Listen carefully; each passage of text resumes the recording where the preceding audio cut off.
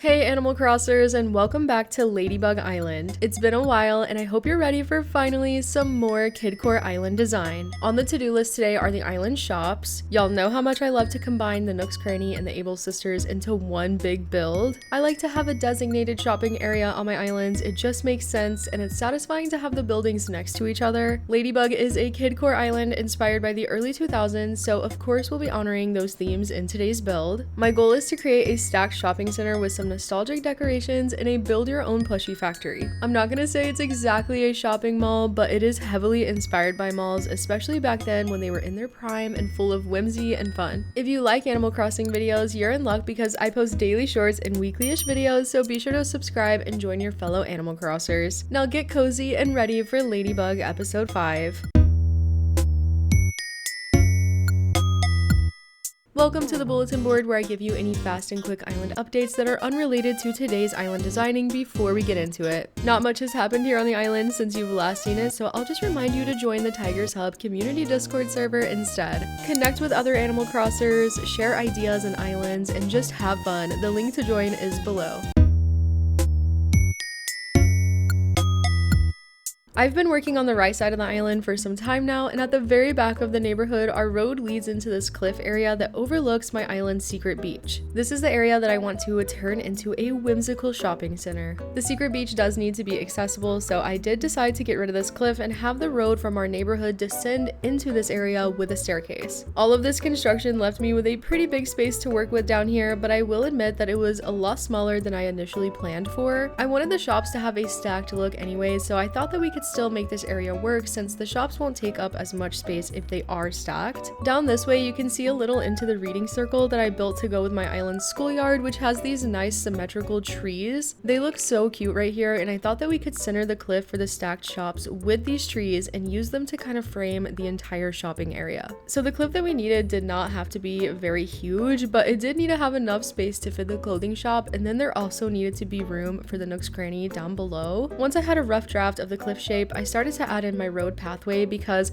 I didn't want to get too far into this and then have the road not fit. I took it from the staircase over to this area where it will go along in front of the Nook's Cranny. This is when I had the bright idea of adding in a big water feature. I know there's not a lot of space already, so it was kind of risky. I've destroyed a lot of the river on this island to make room for various builds, and now I feel like my map is lacking water. I also love it when I go shopping in real life and the shopping center has like a pond with a little fountain feature in the middle. They're so cute and fun. It would be amazing if I could actually add a fountain in the water, but I thought a big pond would be good enough on its own. So I made one right here in front of where the Nook's Cranny will go, and I kept the pond symmetrical with the tree line down below as well, and I just made it as big as it could be, leaving enough room for other decorations and stuff to go around the area. I also made sure to leave room down here so you could walk around the pond fully, and just look at how cute this little view from down here looks. I feel like this pond definitely made my map look better, and I'm really glad that I ended up doing this. I decided I wanted the road to wrap around a little bit more, so I shaved off more of this cliff on the left side and expanded the street through here. It was time to bring in the shops now, so I started with the Nook's Cranny. I did not measure this or make sure it was gonna fit beforehand, but I got really lucky because this space ended up being the perfect size. Obviously, we needed a way to get up to the second level of our shops up here on this cliff where the clothing store will go, so I terraformed a little spot for an incline to fit against the cliff, and I used a brick staircase again to match the rest of my island. Of course, we needed to bring in the clothing store, so I went and got the kit and I placed it right at the back of the cliff to give us as much room as possible for decorations and other stuff up here. I left one block on the right side of the store because I thought that it would look better than having the store right against the cliff's edge, but I came to regret that decision. Once the shop was here, I noticed from the views down below that you couldn't really see the Able store very well, so even though I didn't want to, I took the time to move the clothing store back off the cliff, and then I put it back where it was, one block over, right against the cliff's edge. Once I came back the next day, I checked out the view from a few different angles, and it looks so much better. You can actually see the full clothing store sign and the front door of the shop, and I'm really glad that I took the time to fix this small detail. The next step was to shape up and finalize the layout of the left side area. There are these cliffs over here and some river. I'm planning on having this connect to my island's museum, which we'll build in the next episode, episode, I went ahead and terraformed the cliffs a little bit and placed one bridge on each cliff level to make this really cool tiered look. On the back side of these cliffs, I added another incline so that you could walk up here and access the bridge that's on the second level. After all that preparation and layout planning, I was so tired, so I decided to take a break before coming back to start decorating the area the next day. It's getting closer to the end of the year, and between school starting back up and the holidays coming faster than we expect, and just trying to keep up with life, our sleep schedule ends up taking the biggest hit. That's why I'm so grateful for today's sponsor, Manta Sleep. They sent me their Manta Silk Sleep Mask, and I've been using it every night to help me get quality rest. It completely blocks out the light, which makes it so much easier to fall asleep quickly and stay asleep longer. I also have this bad habit of reaching for my phone when I should be resting, but as soon as I put this mask on, I'm not tempted anymore. My partner's been using the Manta Pro mask. Since he's a side sleeper, he loves how comfortable the eye cups on this one are. Nothing presses on his eyes, and both of our masks are just super adjustable and soft, and they even come with earplugs and a little carrying case so we can travel easily with them. Our Manta Sleep masks have been awesome. We've been using them for over a month now, and we can feel the difference in how rested we are. If you want to check Manta Sleep out and maybe try a mask for yourself, you can visit mantasleep.com and use my code TIGER for 10% off. Thank you again to Manta Sleep for sponsoring this video and for helping me with my sleep schedule this year. After finalizing the shopping center's layout, it was time to add design codes and landscaping. I started by using my magical stone pathway to make little circles leading in between all of the staircases and roads. I thought that this looked super whimsical, and it was nice to switch it up and have some pathing that was different from the road. Up here where the clothing store is, I continued the stone circle design and used some green bricks as well. And don't forget about the secret beach down here. I'm planning to do a craft supply theme for this area, so I laid out some crafty design codes on the beach. I love the way they ended up looking on the sand, especially the paper, and on the grassy section, and kind of just like this entire right side of the shopping center. Instead of using stones to make the circle designs, I used the green grass pathway. I love how these look, and I'm just so happy with how all the designs go together on this island. If you want to download any of the codes I use, you can find them on my Pinterest board, which is linked below. And if you have trouble finding any, just drop a comment and I should be able to get it for you. Now for the landscaping, I went around and planted a ton of shrubs and flowers, and then I took several days to plant trees, stunting their growth at various heights so that we could have different tree sizes throughout the area. I tried not to overcrowd the space with too much nature stuff since I wanted plenty of room for fun furniture and decor.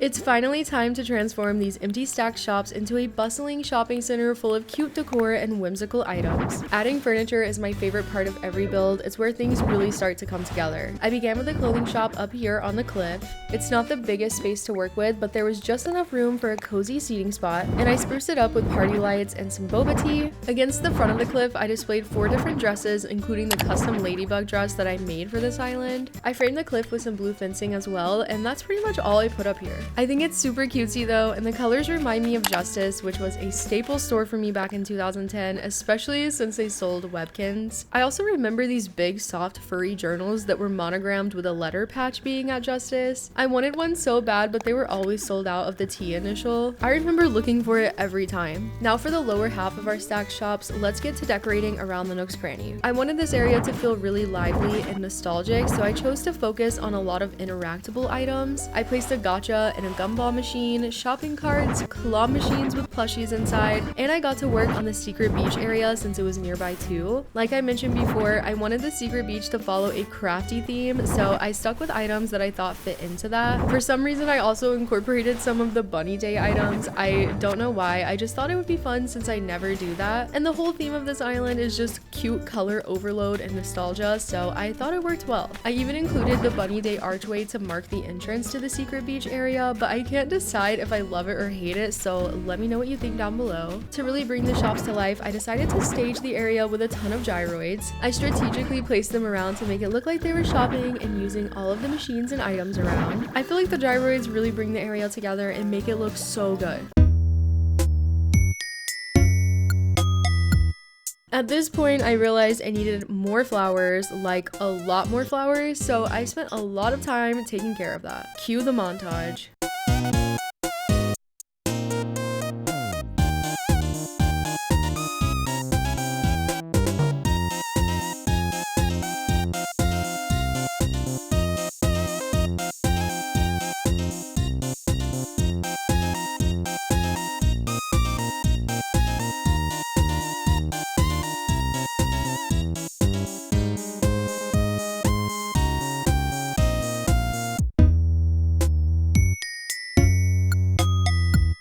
After all those flowers, I did make a few other small changes and additions to the area, and now we were left with only one more spot to decorate, this little space tucked back here where I have these tiny trees planted. I've said it 1,000 times, but this island is heavily inspired by my childhood in the early 2000s and 2010s. One of my all-time favorite childhood shopping memories were the legendary times that my parents took me into the Build-A-Bear and let me experience the magic of customizing and stuffing my own plushie. I wanted to build my own plushie factory here at the shopping center, so I got started by adding these dreamy shelves against the cliff in the staircase. I thought that these were perfect since they not only have plushies, but they come in multiple colors, so I was able to alternate them for a fun design. I feel like they made the plush factory seem more like a building as well, and I really liked that look. I placed some fun items on top of the shelves, and then I used this brick design to add a floor to the factory. This Kiki and Lala cloud maker item is perfect since it kind of looks like a whimsical plushie stuffing machine, so I went ahead and placed that down and included a matching rainbow table with some crafty items laid on top of it, and I made sure to place plenty of plushies around the entire factory. I love how this little space turned out. It feels really nostalgic for me, and I'm excited about all the items that I got to use here. To really bring the Build-A-Plush together, I added a gyroid worker, and I managed to find this design code which I added to a wedding sign to make a sign for the plush factory's entrance. After that, I went through the entire shopping center to make any last minute additions and adjustments, and then we were done.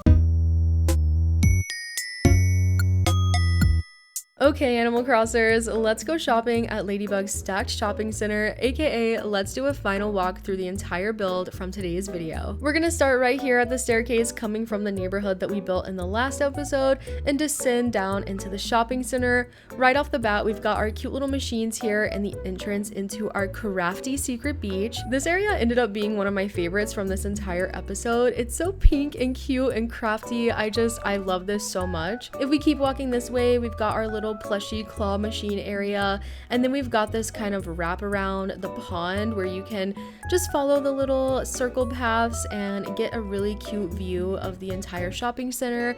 Again, I love how these cherry blossom trees down here kind of frame the entire space. I think that this turned out so good, and we can continue walking this way to wrap around to this little walkway. I'm just gonna go ahead and show this really quick. It goes over to these tiered bridges which will connect to the museum that we're gonna build in the next episode. I love how this view looks though. Look at how cute this is. I'm so excited for the museum. Comment down below if you have any ideas for that. I got some cooking, but we'll see what happens. Anyways, let's walk back over to the main attraction, the actual stacked shops. This is the Nook's Cranny. I love how it looks in front here. We've got a ton of gyroids which add a lot of movement and kind of some liveliness to the build. I love how this little balloon looks too. I don't know if I showed that before in the video or if I added that later, but it's so cute. Let's also go up here and take a look at the Able sisters up on this cliff. So adorable. All of the colors are just so bright and happy, and again, it reminds me of Justice, which was my favorite store to go into back then. I know that I said the secret beach was my favorite area, but this plush factory is definitely actually my favorite spot out of this entire build. It is so cute. Look at all of the shelves, all the plushies, all the colors. I also added that festival item in the back on the rock there to kind of frame it a little bit more, and I think it turned out so cute. Up here is nothing special, just a walkway leading to the bridge again, which will go over into the museum area, which this looks crazy right now. There is nothing but a bunch of flowers and sticks. So I think this area turned out so cute. I'm really happy with the shopping center. There are some fun views that you can get like right here on this cliff.